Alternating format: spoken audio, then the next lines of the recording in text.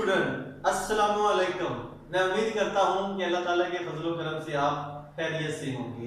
तो आज जो टॉपिक हम स्टार्ट करने जा रहे हैं 10th की केमिस्ट्री का चैप्टर 9 का 9.4 टॉपिक है इंपॉर्टेंस ऑफ इक्विलिब्रियम कांस्टेंट, यानी कि इक्विलिब्रियम कांस्टेंट की अहमियत, यानी कि केसी की अहमियत मालूम करें।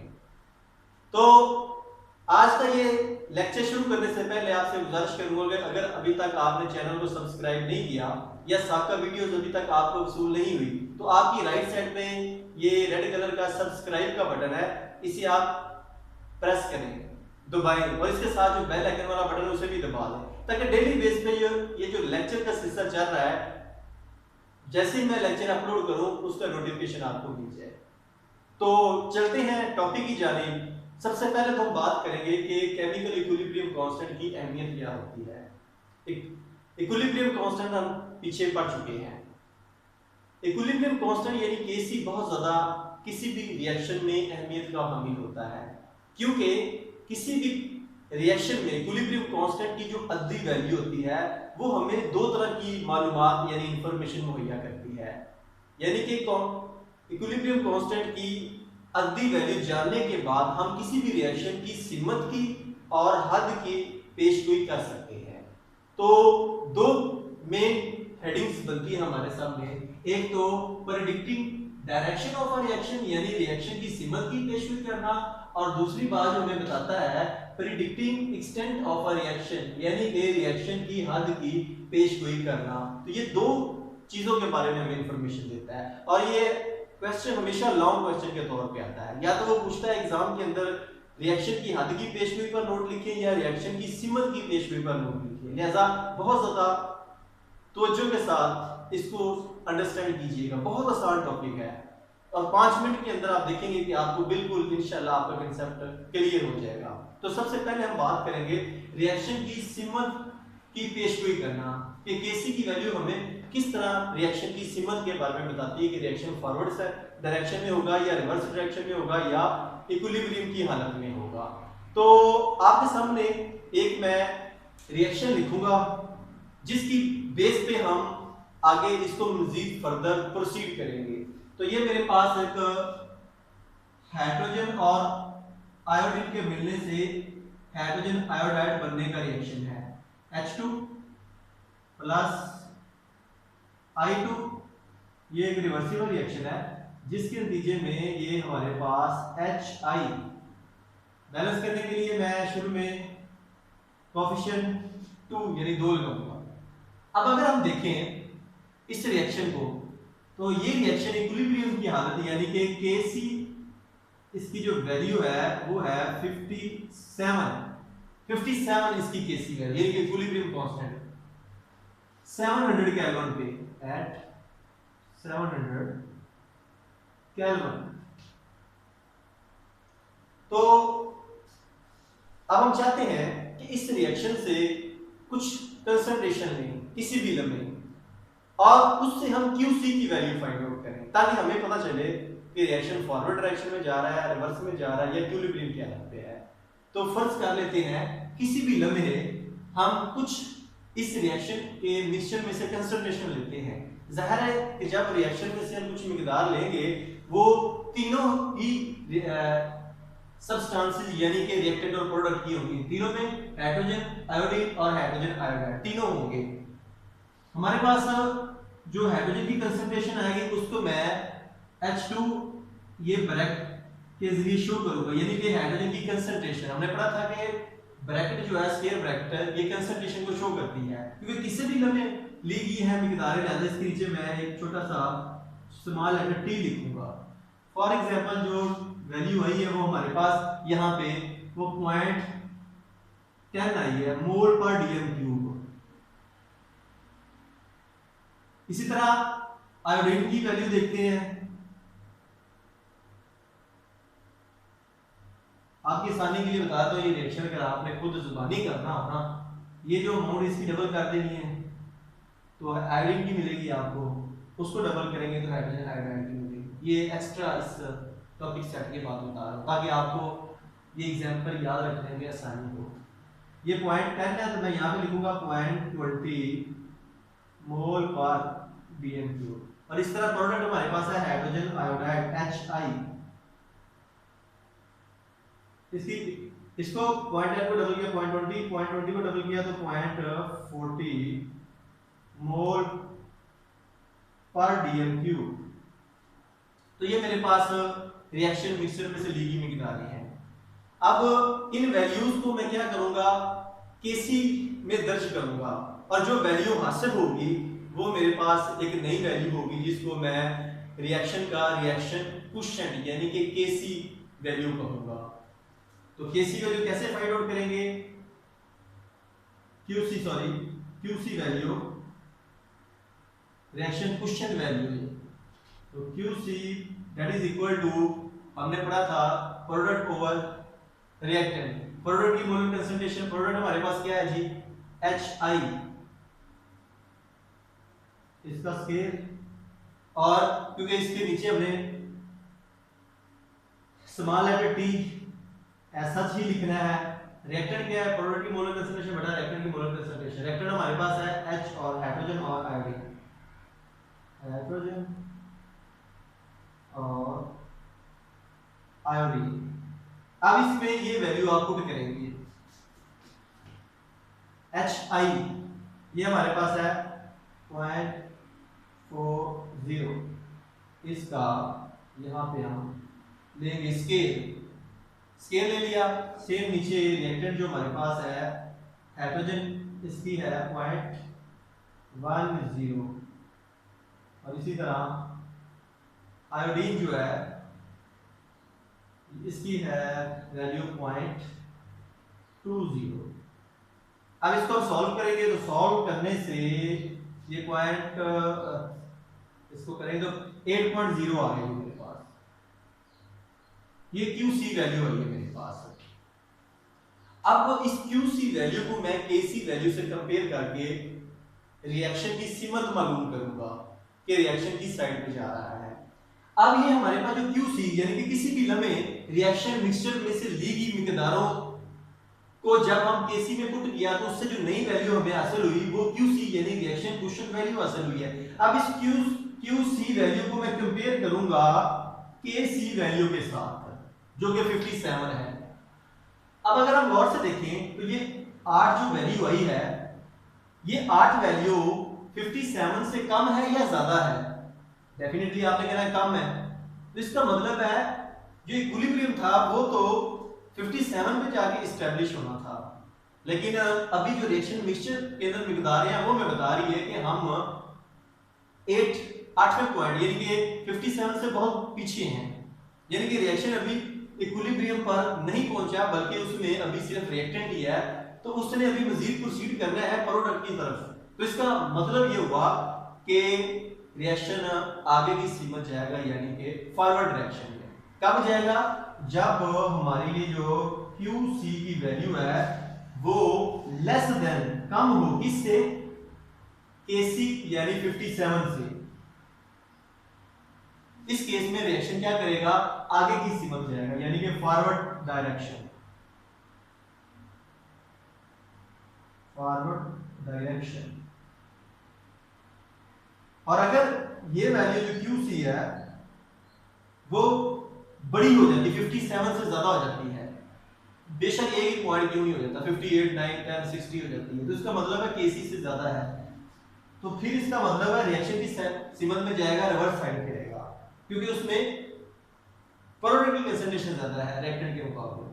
तो हम कहेंगे अगर QC बड़ी हो KC से तो रिएक्शन की सीमा जो होगी वो रिवर्स होगी, रिवर्स डायरेक्शन।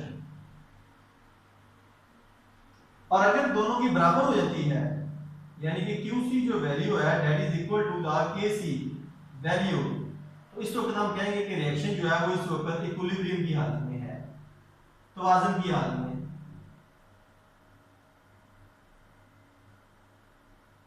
दोबारा फिर सुनिएगा कि हमारे पास एक रिएक्शन था जिसकी KC वैल्यू 57 है। हमने किसी भी लम्हे रिएक्शन मिक्सचर में से कुछ मिकदारें निकाली हैं, उनको KC मुसावात में इक्विलिब्रियम को मुसावात में पुट किया, वहां से जो वैल्यू आई वो हमें QC यानी कि क्वोशिएंट वैल्यू जो हमें मिली, तो ये जो क्वोशिएंट कांस्टेंट वैल्यू है ये 8 आई हमारे पास। अब इस 8 वैल्यू को हमने कंपेयर करना है 57 के साथ, यानी केसी के साथ। अगर तो ये केसी से छोटी वैल्यू है तो हम कहेंगे रिएक्शन फॉरवर्ड डायरेक्शन जाएगा, यानी कि बाएं से दाएं तरफ, बाएं से दाएं तरफ जाएगा। और अगर ये QC की वैल्यू बड़ी है यानी 57 से ज्यादा है तो इसका मतलब रिएक्शन रिवर्स आएगा, यानी कि दाएं से बाईं साइड पे, दाएं से बाईं तरफ आएगा। और अगर QC की वैल्यू KC के बराबर है तो हम कहेंगे ये रिएक्शन इस वक्त तवाज़ुन की हालत में है, इक्विलिब्रियम की हालत में है, ना ये फॉरवर्ड जाएगा ना ही ये रिवर्स आएगा। तो ये हमारा पहला पॉइंट क्लियर हुआ कि हम किस तरह रिएक्शन की सिमत की पेशगोई करते हैं, by comparing the value of QC with the KC with the equilibrium constant. अब हम नेक्स्ट पॉइंट की तरफ चलते हैं, predicting extent of reaction. Reaction की हद की किस तरह पेशगोई करेंगे। हद से ये मुराद है कि किस हद तक रिएक्शन मुकम्मल हो चुका है। उसके लिए तीन पॉसिबिलिटी है, या तो KC की लार्ज वैल्यू हो सकती है, या स्मॉल हो सकती है, या ना बड़ी हो ना छोटी हो, ना लार्ज ना स्मॉल। तो पहले हम बात करते हैं कि इसको मजीद हम तीन हेडिंग के अंदर लेंगे, उसके लिए हमें और ज़्यादा आसानी होगी समझने में। इसकी मैं तीन हेडिंग बनाऊंगा यहाँ पे।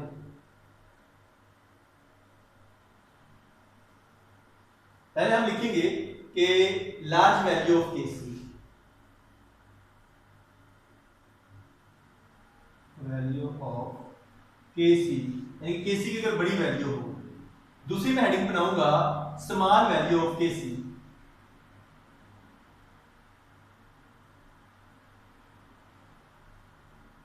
और तीसरी हेडिंग में बनाऊंगा KC is neither small not large, KC value neither small not large, यानी कि KC की ये क्या है बड़ी वैल्यू अगर आए तो फिर इस हद तक हम देखेंगे रिएक्शन हुआ है, और अगर KC की छोटी वैल्यू आ जाए तो उससे हम देखेंगे, यहां पे हम देखेंगे KC की ना बड़ी और ना ही छोटी अगर वैल्यू हो तो फिर हम देखेंगे किस हद तक रिएक्शन मुकम्मल हो चुका है। तो पहले हम बात करते हैं KC की बड़ी वैल्यू हमें किस चीज के बारे में बताती है। इक्विलिब्रियम की हालत में हमें बताती है कि ज्यादातर प्रोडक्ट ही मौजूद है।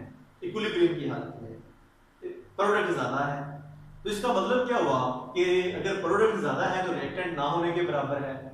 इसका मतलब ये हुआ कि प्रोडक्ट ज्यादा है तो रिएक्शन बहुत ज्यादा हद तक तकमील तक पहुंच चुका है, मुकम्मल हो चुका है। तो ये KC वैल्यू के बड़े होने का मतलब रिएक्शन तकमील को पहुंच चुका है, मुकम्मल हो चुका है। इसकी सिंपल एग्जांपल दूंगा आपको, कार्बन डाइऑक्साइड की ऑक्सीडेशन तकरीबन 1000 केल्विन पर मुकम्मल हो जाती है। इसकी मैं छोटी सी इक्वेशन लिखता हूं। मेरे पास ये है कार्बन मोनोऑक्साइड, इसकी ऑक्सीडेशन करता हूं 1000 केल्विन पर, तो ये कार्बन मोनोऑक्साइड जो है जब इसकी ऑक्सीडेशन होगी तो ये कार्बन डाइऑक्साइड में चेंज हो जाएगी। बैलेंस करने के लिए मैंने दोनों साइडों पे 2 लगा दिया है। अब इसकी जो न्यूमेरिकल वैल्यू आएगी वो कितनी होगी KC की, मैं यहां पे पुट करूंगा KC, ये तकरीबन आपको मिलेगी 2.2 10⁻22। 2 ये वैल्यू आपने ज़बानी एग्जाम के अंदर लिखनी है, 2.2 × 10⁻22, ये इसकी KC वैल्यू है, यानी कि लार्ज वैल्यू है। तो इसका मतलब है 1000 केल्विन पर कार्बन मोनोऑक्साइड की तकरीबन मुकम्मल ऑक्सीडेशन हो चुकी है, और KC वैल्यू ये आपके सामने है जो कि लार्ज वैल्यू है। अब बात करते हैं स्मॉल वैल्यू ऑफ KC। इससे मुराद क्या होगा? अगर छोटी वैल्यू होगी तो इसका मतलब ये होगा कि इक्विलिब्रियम की हालत में तकरीबन रिएक्टेंट मौजूद है, प्रोडक्ट इतने ज्यादा अभी मौजूद नहीं है या प्रोडक्ट ना होने के बराबर है। तो इसका मतलब है रिएक्शन मुकम्मल नहीं हुआ अभी। तो इसकी सिंपल सी मैं आपको एग्जांपल भी देता हूं।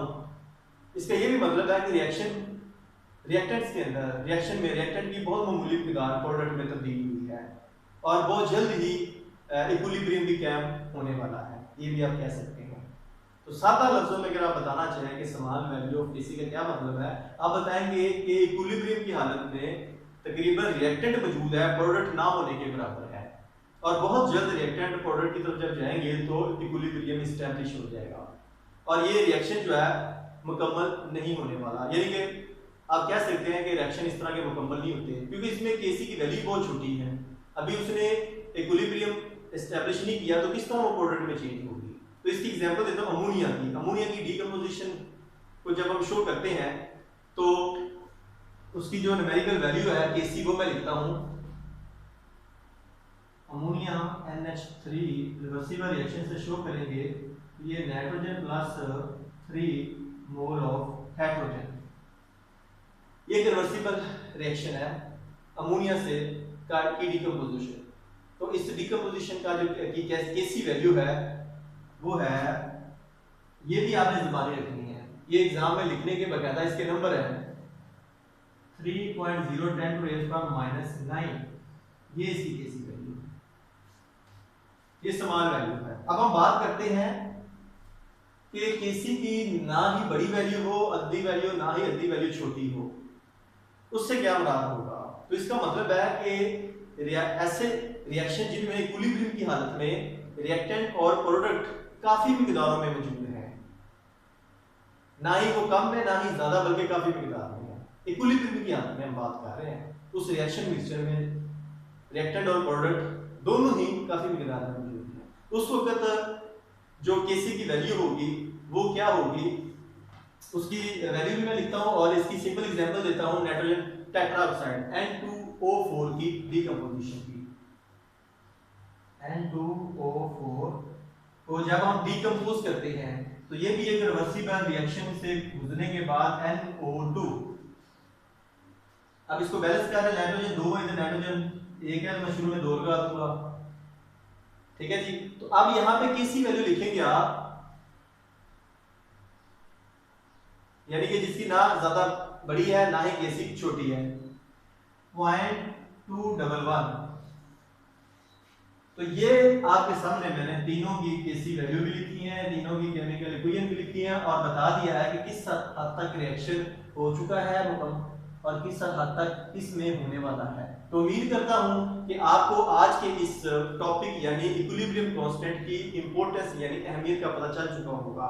और इसके दोनों जो टाइप्स हैं, एक साइड पे हमने predicting the direction of reaction यानी कि सिमल मालूम की है और दूसरी साइड पे हमने प्रेडिक्टिंग एक्सटेंट ऑफ रिएक्शन कि किस हद तक रिएक्शन मुकम्मल हो चुका है।